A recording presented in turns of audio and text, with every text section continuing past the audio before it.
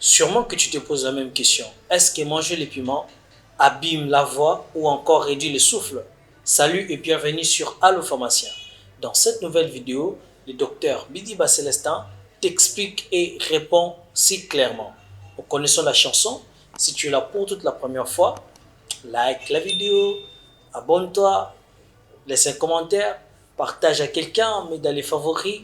Tout dépend de la plateforme sur laquelle tu nous suis.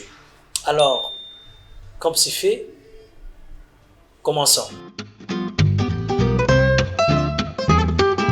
Dans cette vidéo, je ne serai pas long, je serai plus pratique et l'explication aussi plus simple en faisant un rappel en anatomie.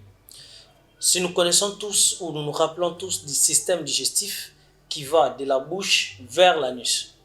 Mais ici, ce qui nous concerne, c'est ce qui va de la bouche vers l'estomac ou vers les intestins grêles.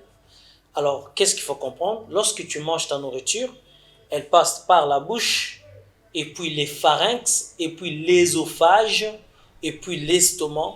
Après l'estomac, ça passe par les duodénum, et puis ça entre dans les intestins. Okay? Il y a l'intestin grêle, les gros intestins. Alors, il y a en parallèle les systèmes respiratoires. Celui-ci va du nez, du nez ou la bouche, le nez et la bouche, ça passe par les pharynx, ça passe par les larynx, ça va dans la trachée et puis les bronches et puis finir dans les poumons. Si vous comprenez, les deux systèmes ont un point commun, c'est les pharynx. Donc les pharynx, c'est cet espace-là qui est comme un carrefour des deux voies, de la voie digestive et la voie respiratoire. Tous deux viennent converger dans ces carrefours. Alors, l'ésophage amène vers l'estomac et les larynx amènent vers les poumons. Pourquoi je commence par cela? Considérons que tu manges un repas pimenté, que ce soit un jus, une soupe, ou alors lorsque nous mangeons les foufous, et tu manges un repas qui est pimenté, ça va, n'est-ce pas, passer par les pharynx bien sûr, mais ça n'ira pas dans les larynx pour finir dans les poumons. Non, ça passe dans l'ésophage comme tout repas que tu manges et puis finir dans l'estomac. Ok? Après la fabrication du bol alimentaire dans l'estomac, certaines choses seront absorbées dans l'estomac, mais les composés principaux du piment ne s'absorbent pas dans l'estomac, celui qu'on appelle la capsaïcine. La capsaïcine, c'est la molécule ou les principes actifs qu'on rencontre dans les piments. Un exemple simple, vous voyez comme la vitamine C, on vous dit prenez l'orange, mangez de l'orange parce qu'il y a de la vitamine C.